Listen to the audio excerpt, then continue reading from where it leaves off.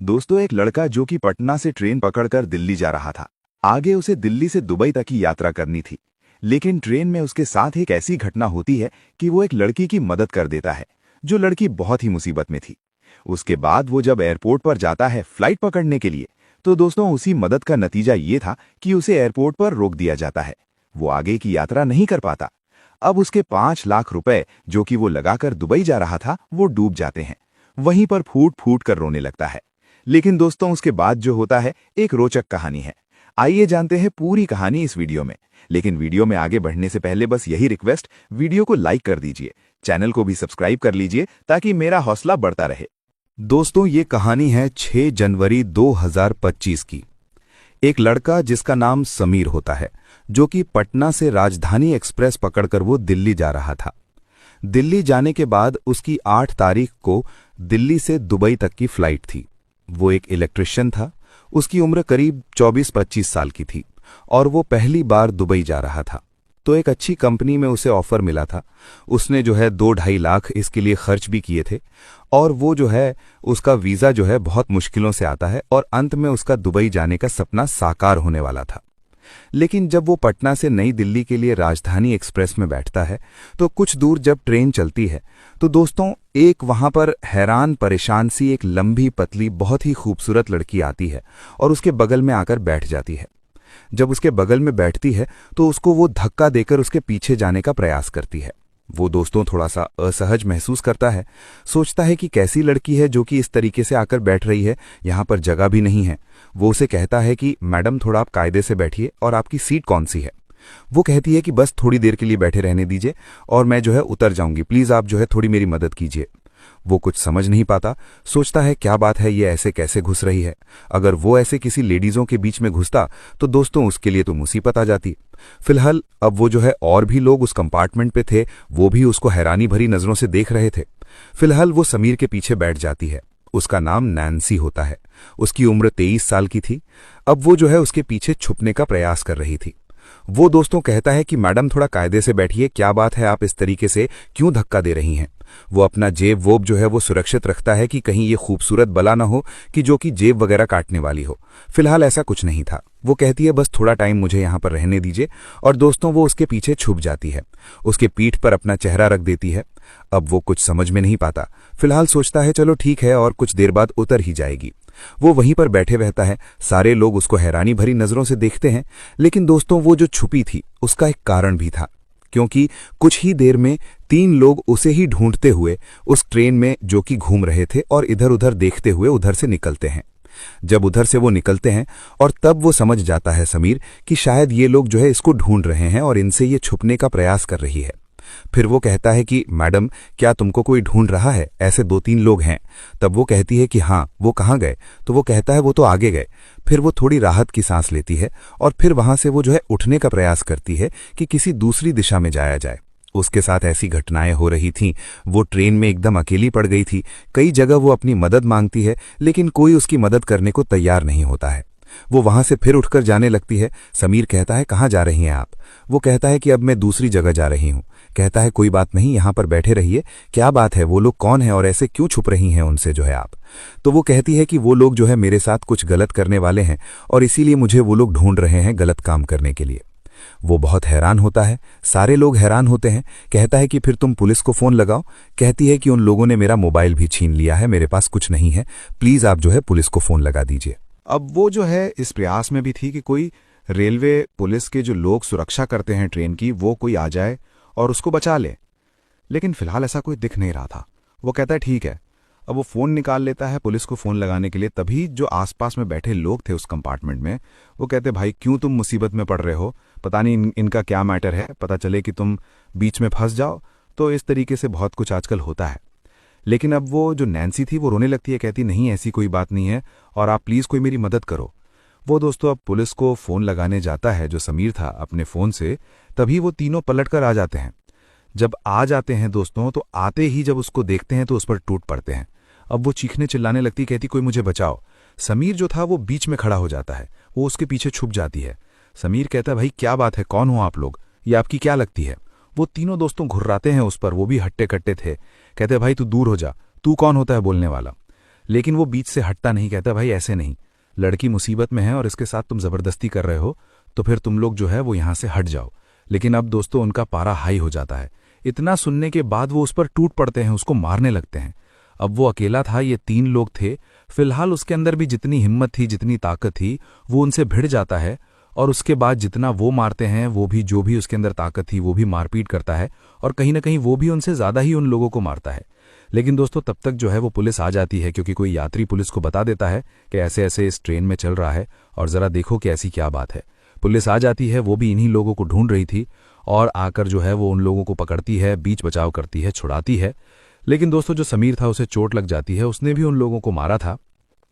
लेकिन जब पुलिस अब उन लोगों को लेकर जा रही थी, अब सारे यात्री कहते हैं कि भाई इनका तो दोष नहीं है, ये तो बस ऐसे इनके पीछे आई थी, तो फिलहाल ये तो बेचारा मुसाफिर है, जा रहा है, तो उसको वो 2-4 शब्द पूछकर छोड़ देती है।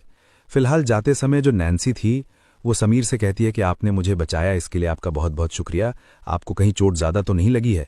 वो कहता है मैडम अब जो भी हुआ है ठीक है, लेकिन जाओ आप अपना ख्याल रखना।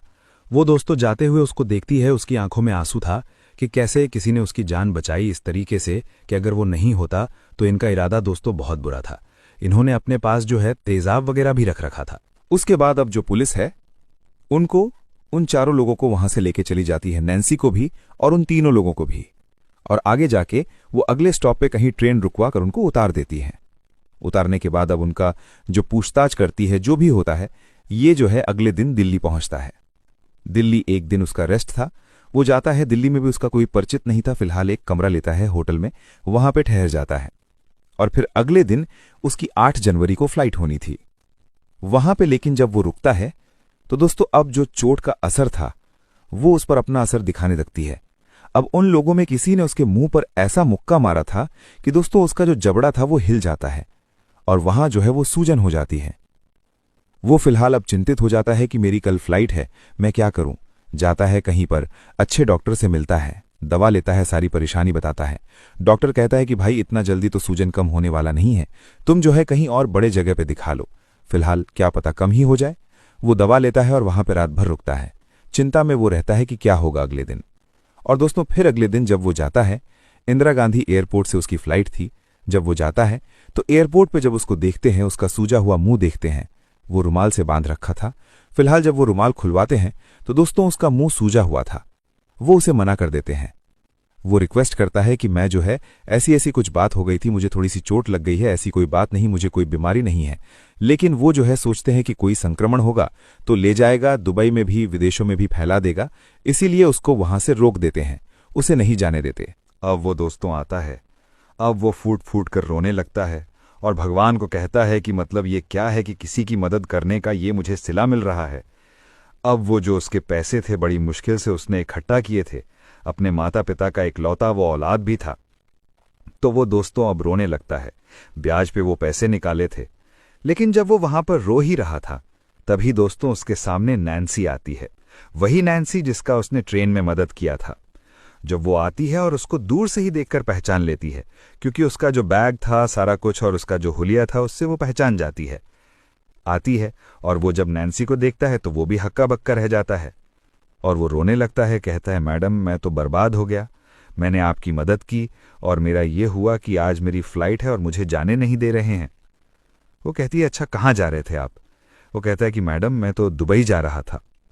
फिलहाल वो कहती है ठीक है आप चिंता मत करो, और दोस्तों वो उसे संभालती है, उसे उठाती है और उसके बाद वहां से वो एयरपोर्ट के बगल में एक होटल था, उस होटल में लेकर जाती है।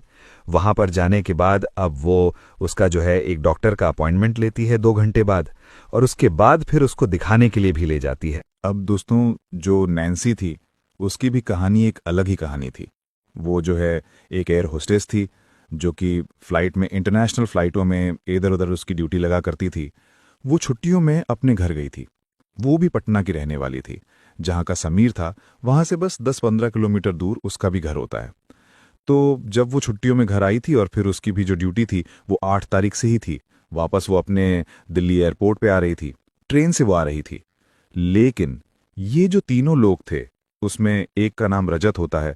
रजत जो है जिसके साथ वो रिलेशन में थी, एक साथ उसके 1 साल से उसके साथ ही रह रही थी, दोनों शादी करने वाले थे।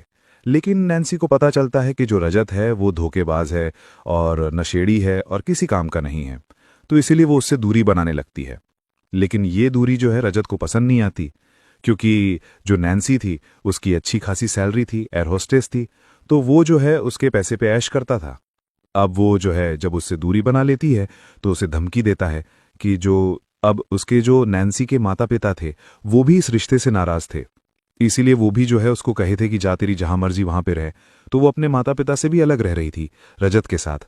लेकिन जब रजत से वो दूरी बना लेती है, अब माता पिता भी उसकी मदद में नहीं थे, कोई नहीं था, वो अकेले से संघर्ष करती है और वो उसको धमकी देता है, कहता है कि जिस चेहरे पे तुम्हें गुमान है वो चेहरा बर्बाद कर दूंगा, ये करूंगा वो करूंगा।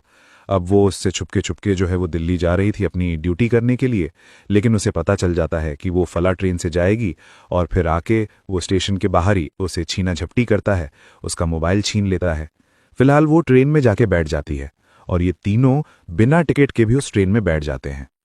अब वो जब पता चलता है उसे कि वो भी ट्रेन में हैं, क्योंकि वो देख लेती है, तो वो कहीं छुप जाती है, कभी बाथरूम में, कभी इधर छुप जाती है। वो सोचती है कैसे भी करके कोई पुलिस वाला मिल जाए तो फिर मैं जो है उससे अपनी आप बीती सुनाऊं और उसे अपनी समस्या बताऊं, तो वो जो है इन तीनों को पकड़ लेंगे।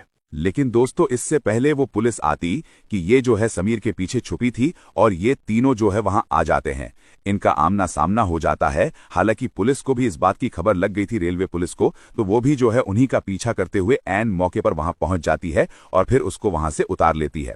जब उतारती है तो पूछताछ करती है। अब मामला जो है गर्लफ्रेंड बॉयफ्रेंड का निकल रहा था, मामला तो सीरियस था, लेकिन जो है अब नैन्सी को अपनी ड्यूटी करनी थी, इसलिए पुलिस ज्यादा कुछ इसमें करती नहीं है। फिलहाल उसे 1 घंटे बाद आजाद कर दिया जाता है और उन तीनों को हिरासत में ले लिया जाता है।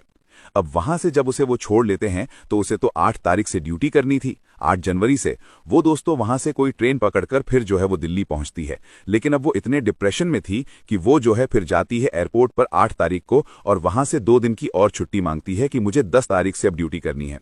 तो इसीलिए जब वहां पर गई थी तो वहां पर उसकी मुलाकात समीर से हो जाती है, जो कि वहां पर बैठा बेचारा रो रहा था, और फिर उसको वहां पर ले आती है, क्योंकि उसने जो है अगर उसकी मदद ना की होती तो न जाने वो तीनों लोग अगर उसे अकेले पा जाते तो मार के उसका हाथ वाथ पैर भी तोड़ सकते थे। तो वो जो है अपना फर्ज निभाता है, ये अपना फर्ज निभाती है और उसे लेकर वो होटल में चली जाती है, जो कि उनको एयरलाइंस की तरफ से उसको प्रोवाइड कराया गया था कि जब वो ड्यूटी ऑफ रहेगी ड्यूटी से तो वो वहां पर रहेगी, आराम करेगी, अपना जो है वो एयरलाइंस ने उसे मुहैया कराया था। तो वहां पर वो लेकर होटल पे चली जाती है, उसका वो जो है इलाज कराती है और उसके बाद वो कहती है कि आप चिंता ना करो, मैं जो है इमरजेंसी जो है बात करती हूँ जहां पर तुम्हें जाना था, तो हो सकता है वो हमारी बात मान जाए, क्योंकि मैं एयर होस्टेस हूँ, यहाँ का सारा CCTV वगैरह भेज दूंगी कि तुम्हें जो है थोड़ा सा इन्फेक्शन हो गया था, फिलहाल अब तुम चिंता मत करो, मैं यहां पर हूं, आपको कुछ नहीं होगा। उसके बाद दोस्तों अब वो 4-5 दिन में ठीक हो जाता है। ये 10 तारीख से अपनी ड्यूटी करने लगती है। 2-4 दिन वो और रहता है वहां पर उसके ही उसी होटल में, और फिर जब वो ठीक हो जाता है, उसका जो मुंह था वो पचक जाता है, एक्सरे वगैरह कराती है, तो ऐसा कोई बहुत ज्यादा इंजरी नहीं था। लेकिन अब वो इन 3-4 दिनों में दोस्तों बहुत ही वो अच्छा था ही, ये भी अच्छी थी, दोनों एक दूसरे के दोस्त बन जाते हैं। और क्योंकि वो जो है मदद किया था, अब ये इसकी मदद करती है। अंत में दोस्तों वो जो है अपने प्रयास से, अपने पैसों से, क्योंकि उसका जो टिकट था वो कैंसिल हो जाता है, रिफंड तो होता नहीं, पैसे तो डूब जाते हैं, उसे वो जो है वो दुबई भेजती है और फिर जाकर वो उस कंपनी में जहां के लिए वो जा रहा था वहां पर वो जाकर अपना जॉब करने लगता है और इधर ये अपनी ड्यूटी करने लगती है।